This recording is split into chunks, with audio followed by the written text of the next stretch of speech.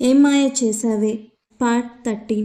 వర్ష షాక్లో ఉండగానే అజిత్ తల్లి తన అన్న ప్రసాద్ గారితో వర్ష తండ్రి అన్నయ్య వెంటనే పంతులు గారికి ఫోన్ చేసి వీలైతే ఇక్కడికి రమ్మని చెప్పు, ఎంత తొందరగా వీలైతే అంత తొందరగా ముహూర్తాలు పెట్టించి ఆ బంగారు బొమ్మని నా కోడల్ని చేసుకోవాలని నా మనసు తెగ ఆరాటపడుతుంది అనగానే ప్రసాద్ గారు వెంటనే పంతులు గారికి కాల్ చేసి అక్కడికి రమ్మని చెప్పారు. ఆయన రాగానే అజిత్ వాళ్ళకి నిశ్చితార్థం ఆడంబరంగా జరుపుకునే ఆనవాయి లేకపోవడంతో అదే విషయం పంతులు గారికి చెప్పి ప్రేమ అజిత్ల జాతకాలు చూపించారు. ఇద్దరి జాతకాలు దివ్యంగా కలిశాయి అని ఆయన నిశ్చితార్థానికి ముహూర్తం చూసేసరికి ఒక అరగంటలోనే మంచి ముహూర్తం ఉంది అని చెప్పడంతో నిశ్చితార్థానికి అన్ని సిద్ధం చేసుకున్నారు పెద్దవాళ్ళు. ప్రేమ రూమ్లో అజిత్ తల్లి మాటలతో షాక్ నుండి తేరుకున్న వర్ష వెంటనే అక్కడి నుండి ప్రేమ దగ్గరికి వెళ్ళింది.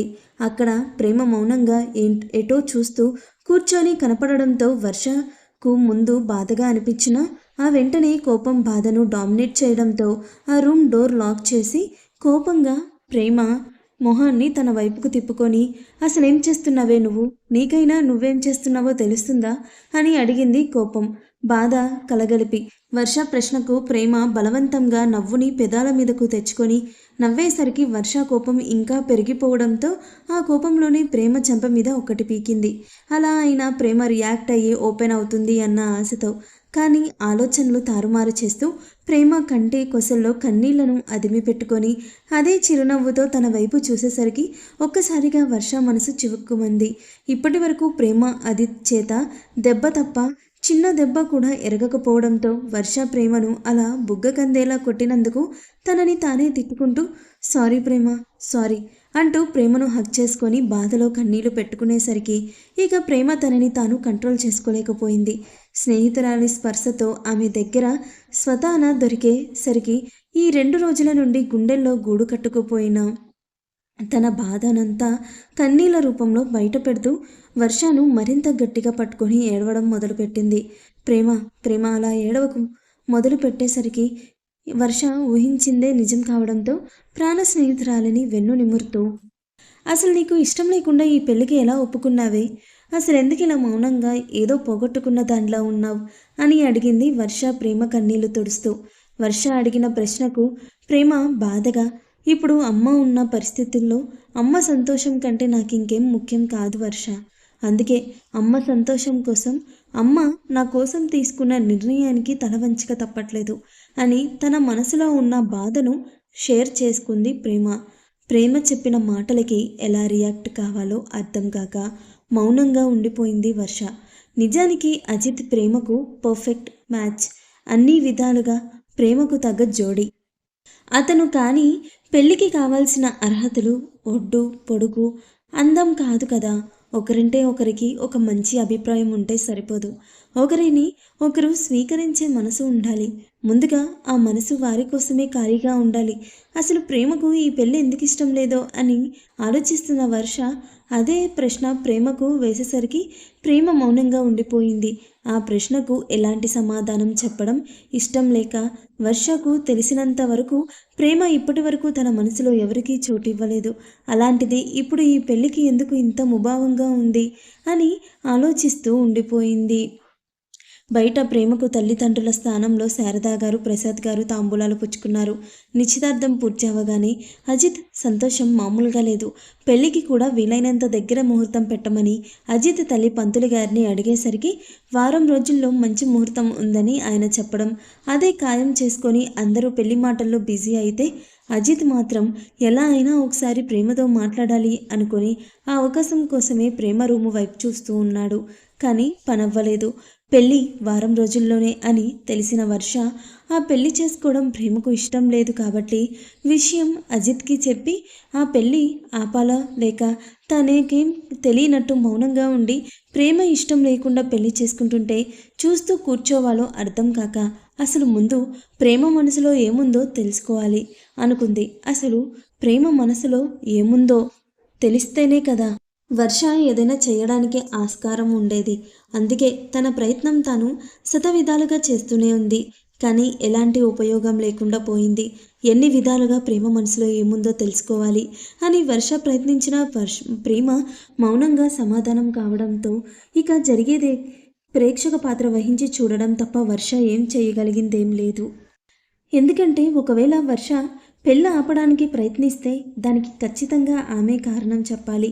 అందుకే వర్షకు అసలు కారణం తెలియక అలా అని పెళ్ళి ఆపలేక వర్షకు ప్రేమ తన మనసులో ఏముందో చెప్పలేక ఎంత ఒత్తిడి తీసుకుంటుందో అంతే ఒత్తిడి స్నేహితురాలి జీవితం గురించి ఆలోచిస్తూ వర్ష కూడా స్ట్రెస్ అవుతుంది. పెళ్ళి కుదిరి 2 రోజులు కావడంతో ఇల్లంతా పెళ్లి హడావిడి మొదలైంది.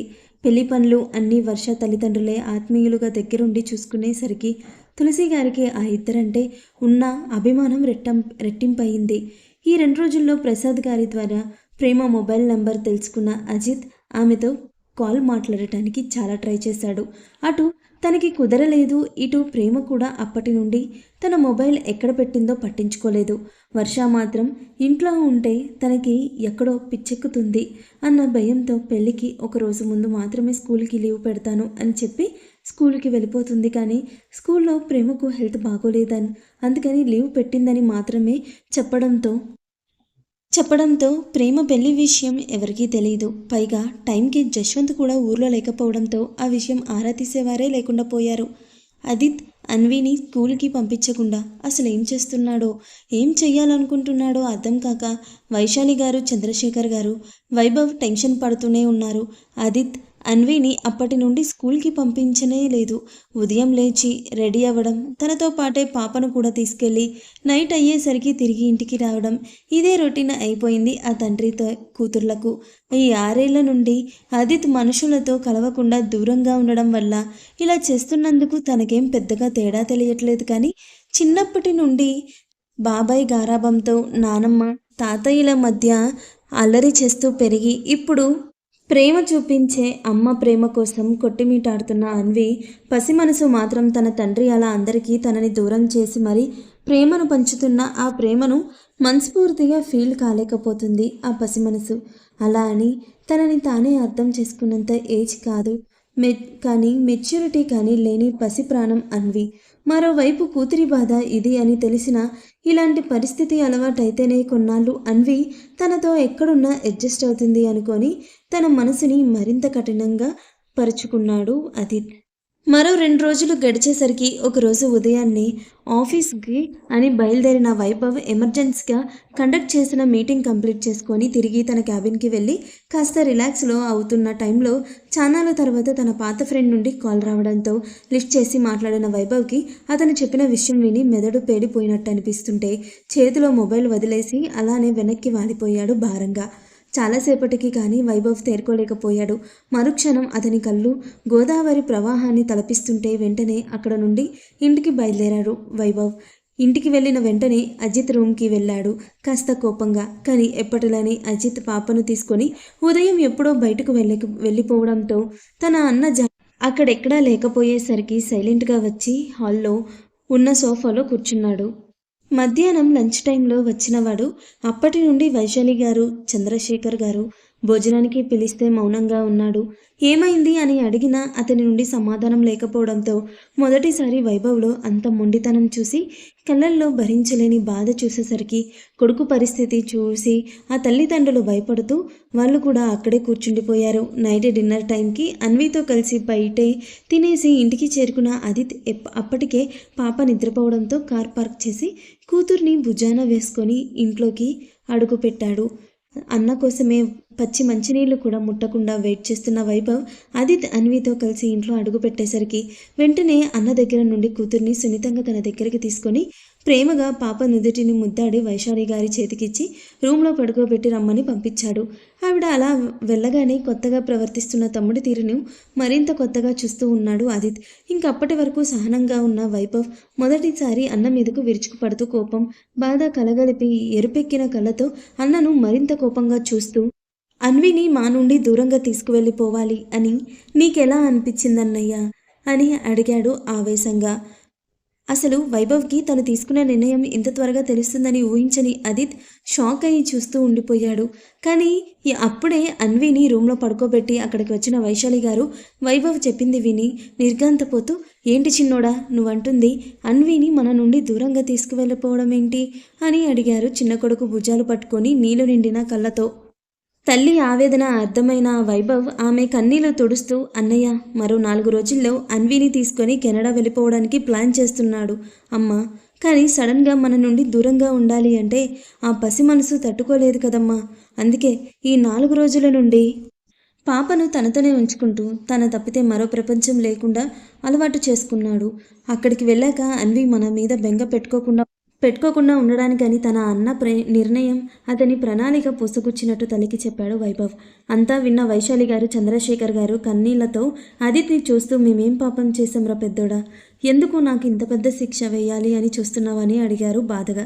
తల్లిదండ్రుల మాటలకి అదిత్ మనసు మెలిపెట్టుతుంటే కష్టంగా కన్నీళ్లను కంట్రోల్ చేసుకొని, అమ్మా నాన్న ఈ విషయంలో ఎవరేం చెప్పినా నా మనసు మారదు. ఎందుకంటే నేను ఆల్రెడీ నిర్ణయం తీసేసుకున్నాను. నేను నా బిడ్డ కొన్నాళ్ళు అందరికీ దూరంగా ఉండాలి అనుకుంటున్నాను. అందుకే సడన్గా ఇలాంటి నిర్ణయం తీసుకున్నాను అని చెప్పాడు కటువుగా. అన్న మాటలకి వైభవ్ మనసు మరింత రగిలిపోవడంతో బుద్ధి ఎరగక అన్నకు ఎదురు చెప్పని వైభవ్ కాస్త కోపంగా, అన్విని అందరికీ దూరం తీసుకువెళ్ళాలి అనుకుంటున్నావా, లేక ప్రేమగారి నిస్వార్థమైన తల్లి ప్రేమ నుండి దూరంగా తీసుకువెళ్ళాలనుకుంటున్నావా అని సూటిగా అడిగాడు. తమ్ముడి నుండి ఊహించని ప్రశ్న పదునైన బాణంలా అదిత్ మనసుని గుచ్చుతుంటే క్షణం పాటు మౌనంగా ఉండిపోయాడు. కానీ ఆ మరుక్షణమే కోపంగా, అవును ఆ టీచర్ నుండే నా బిడ్డను నేను దూరంగా తీసుకువెళ్ళాలి అనుకుంటున్నాను. అయినా ఆమె ఎవరు అసలు? నా బిడ్డను తన బిడ్డగా ప్రేమ పంచడానికే. నా బిడ్డ ఏం అనాథ కాదు కదా, ఎవరో అనామకురాలి ప్రేమ కోసం తాపత్రయపడడానికి అని అడిగాడు అంతే కోపంగా.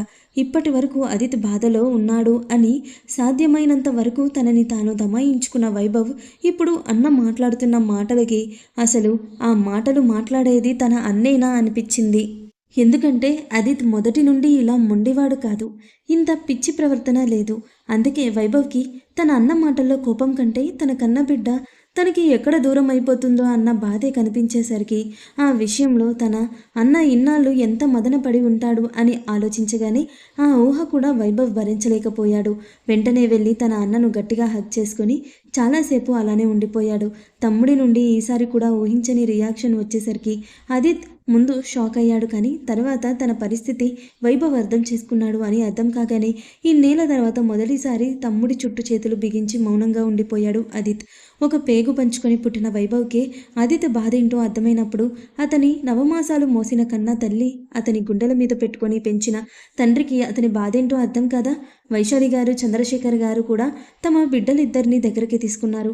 కాసేపటికి వైభవ్ అదిత్ నుండి దూరంగా జరిగి, నీ బాధలో న్యాయం ఉంది, కానీ నువ్వు ఆలోచించేది ఏమాత్రం కరెక్ట్ కాదన్నయ్య. కానీ ఆ విషయం తెలుసుకోవడం ఆలస్యమైతే జరగరాని అనార్థం జరగకూడదు అని కోరుకోవడం తప్ప నేనేం చెయ్యలేను అని చెప్పి అక్కడి నుండి అన్వి దగ్గరికి వెళ్ళిపోయాడు వైభవ్.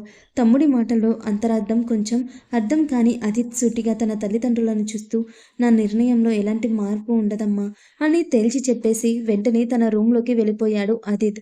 జరిగింది చూసిన ఆ పెద్దవాళ్ళు ఇద్దరూ ఇక వాళ్ళ వల్ల జరిగేదేం లేదు అని అర్థమై ఇక దేవుడి మీద భారం వేసి, ఏం జరిగినా మంచి జరగాలి, మళ్ళీ అన్వి తల్లి ప్రేమకు దూరం కాకూడదు అని బలంగా కోరుకున్నాడు. వీళ్ళ కోరికలో న్యాయం ఉంటే కాల్ దానికి సరైన జవాబు ఇస్తుంది. ఇక అప్పటి నుండి అదిత్ దూరంగా వెళ్ళాలి అనుకుంటున్నందుకు లోపల బాధగా ఉన్నా జరిగేది చూస్తూ ఉన్నారు తప్ప అదిత్ అన్వి తనతో పాటే బయటకు తీసుకువెళ్తున్నా ఎవరూ ఏం మాట్లాడడం లేదు. అలా 3 రోజులు గడిచాయి. ఇక మరుసటి ప్రయాణం అనగా అదిత్ తన లగేజ్ ప్యాక్ చేసుకొని ఈ వారం రోజుల్లో అన్వి కోసం పాపతో కలిసి షాపింగ్ చేసినవి. ఇప్పటి వరకు అన్వి తనతోనే ఉండడం వల్ల తన రూమ్లో చేరిన అన్వి థింగ్స్ని ప్యాక్ చేసి వైభవ్ రూమ్లో ఉన్న వాటిని ప్యాక్ చేయడానికి మనసు రాక వాటితో సరిపెట్టుకున్నాడు అదిత్ అలా ప్యాకింగ్ చేయడం చూసిన అన్వి, ఎక్కడికి వెళ్తున్నాం డాడీ అని అడిగేసరికి, మనిద్దరం ఒక అడ్వెంచర్ ట్రిప్కి వెళ్ళబోతున్నాం బేబీ, తిరిగి రావడానికి టైం పడుతుంది అని తన తండ్రి చెప్పిన సమాధానానికి ఒక పక్క అదిత్తో ట్రిప్ అనేసరికి ఆనందంగా ఉన్న, మరో పక్క ఇంట్లో వాళ్ళని ప్రేమను అప్పటికే బాగా మిస్ అవ్వడం, పైగా ఈ ట్రిప్ వల్ల ఇంకా ఎక్కువగా మిస్ అవ్వాల్సి వస్తుంది అని అన్న బాధలో ఆ రోజంతా ఏదో పోగొట్టుకున్న దానిలా సైలెంట్గానే ఉంది అన్వి. కూతురి మౌనం వెనుక బాధ అదిత్కి అర్థమవుతున్నా కఠినంగానే ఉన్నాడు అదిత్. పెళ్ళి సింపుల్గానే కావాలి అని అజిత్ కోరడంతో గుళ్ళో పెళ్లి చేయాలి అని పెద్దవాళ్ళందరూ కలిసి నిర్ణయించుకున్నారు. పెళ్లి దగ్గర పడడంతో కనీసం ఈ వంకనైనా ప్రేమ అజిత్ల మధ్య కాస్త చనువు ఏర్పడుతుంది అని అజిత్ తల్లి అందరినీ ఒప్పించి ఇద్దరినీ కలిపి వాళ్ళకి వర్షను తోడిచ్చి పెళ్లి బట్టల షాపింగ్కి పంపించారు. విషయం తెలియగానే అజిత్ ఎగిరి గంతేసి అంత పని చేశాడు. కానీ ప్రేమ మొదటి నుండి మౌనంగా ఉండడం, ఇప్పుడు తులసి గారి విషయం చెప్పిన ఒక ప్లాస్టిక్ నవ్వు నవ్వడంతో అదంతా చూస్తున్న వర్షకు అసలు ప్రేమ జీవితం ఎటుపోతుంది అర్థం కాక చాలా ఇరిటేట్ ఫీల్ అవుతూ షాపింగ్ పూర్తయ్యేలోపు ఎలా అయినా ప్రేమ మనసులో ఏముందో తెలుసుకోవాలి అని నిర్ణయించుకుంది. ముగ్గురు షాపింగ్ మాల్లో కలుసుకున్నారు. ముందుగా ప్రేమ షాపింగ్ పూర్తి చేద్దామని వర్ష చెప్పడంతో అజిత్ వారి వెనకే లేడీస్ సెక్షన్కి నడిచి తనే స్వయంగా ప్రేమకి కరెక్ట్గా సెట్ అయ్యేలా రెడ్ కలర్ పట్టు చీర సెలెక్ట్ చేసి తనకి కూడా పట్టుబట్టలు తీసుకుని అదే మాల్లో ఉన్న ఫుడ్ కోర్ట్లో కూర్చొని ముగ్గురికి ఫుడ్ ఆర్డర్ చేసుకున్నారు. వచ్చిన దగ్గర నుండి ప్రేమను గమనిస్తున్న అజిత్కి ఎందుకో ప్రేమ వైఖరి చూసి పుట్టిన అనుమానం గుండెల్లో దడ పుట్టిస్తుంటే ఆ అనుమానం నిజం కాకూడదు అని కోరుకుంటూనే అదే విషయం ప్రేమను అడగాలి అనుకున్నాడు. కానీ అంతలోనే ఆమెకు ఇంటి దగ్గర నుండి కాల్ రావడంతో కాస్త పక్కకి వెళ్ళి కాల్ లిఫ్ట్ చేసింది ప్రేమ వర్షల మధ్య ఫ్రెండ్షిప్ ఎలాంటిదో అజిత్కి బాగా తెలుసు. ఇద్దరి మధ్య ఎలాంటి దాపరికలు ఉండవు అని కూడా అతనికి బాగా తెలుసు. అందుకే తను అడగాలి అనుకున్న విషయం ప్రేమను అడగడం కంటే వర్షను అడగడం మంచిదే అనుకొని వర్ష నిన్నొక విషయం అడగాలి అనుకుంటున్నాను, నిజం చెప్తావా అని అడిగాడు. అతని ప్రశ్న వర్ష కాస్త ఆశ్చర్యపోతూనే అడగమన్నట్టు చూసేసరికి ప్రేమ ఎందుకు అలా డల్గా ఉంది? నేను తనని చూసిన ప్రతిసారి నీతో అల్లరి చేస్తూ ఎంత యాక్టివ్గా ఉండేది. కానీ ఇప్పుడు చూస్తే పెళ్ళి అన్న సంతోషం తన మొహంలో కొంచెం కూడా కనిపించట్లేదు. అసలు తను ఎందుకు అలా ఉంది అని అడిగాడు సూటిగా. అజిత్ ప్రశ్నకు వర్ష ముందు షాక్ అయినా వెంటనే తేరుకొని తనకే సమాధానం తెలియని ప్రశ్న వేసి సమాధానం కోసం చూస్తున్న అజిత్ని చూస్తూ పెళ్ళంటే ఆడపిల్లకి 1,00,000 టెన్షన్లు ఉంటాయి బావా, పైగా అన్నీ ఉన్నట్టుండి సడన్గా జరిగిపోతున్నాయి కదా అని చెప్పింది. విషయం ఏంటో తెలియకుండా అజిత్తో చెప్పడం ఇష్టం లేక వర్ష మాటలకి అజిత్ రిలాక్స్గా ఊపిరి పీల్చుకొని ఓ ఎస్ అంతేనా, నేను ఇంకా ప్రేమకి పెళ్లి చేసుకోవడం ఇష్టం లేదేమో అని చాలా భయపడ్డాను వర్ష అని తన మనసులో భయాన్ని బయట పెట్టాడు అజిత్ మాటలకి షాక్ అయి చూస్తూ ఉంది వర్ష.